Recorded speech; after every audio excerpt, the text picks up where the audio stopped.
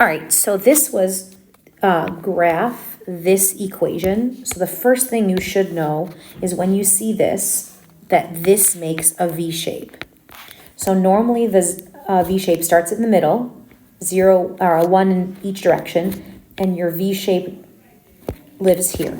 So if your equation was just this, your purple V shape that I've drawn here would be perfect. All right, so that's all that would need to happen. Unfortunately, that's not what I have in the box here. I have numbers in there. So if you think back to like our exploration, the numbers inside the bars move us sideways. And again, the way that I remember that is what's inside the bars is an X. The X is the X-axis. So these are sideways numbers. That 5 is a sideway number. If there were a number in the back here, that number would be an up and down movement. All right, so I know that I have an X plus 5, so now I'm either moving this way 5 or this way 5. I just don't know which way. The numbers inside the bars always move opposite. So inside the bars, it's opposite.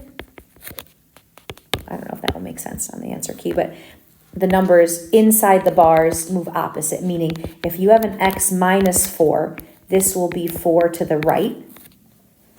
If you had X plus 4, that would be 4 left.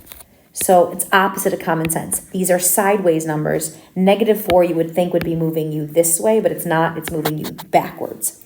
So the numbers inside the bars are opposite of common sense.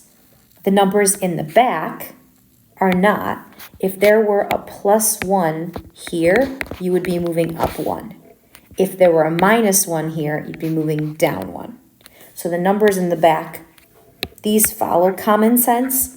These are not. This is opposite. This is regular.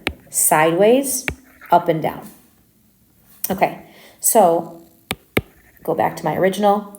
Normally my picture lives at 0, 0, but I'm going to move to the left 5. Sideways, left 5, and left because it's positive.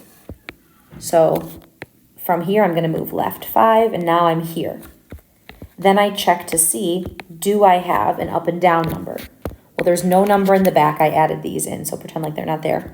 There's no number in the back here, so that means I don't have to move up or down. So now I've got my dot here, and normally what I would do is I would go up 1 over 1 in each direction to make that V shape, but that's where this number comes in.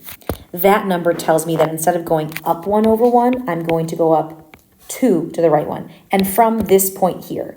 So once you've used these numbers in the bars and behind the bars to move your dot to the right spot, then you use the number in front to make the other dots. And it's mostly from here up and over 1, but in this case it's up 2, right 1 to get that dot here.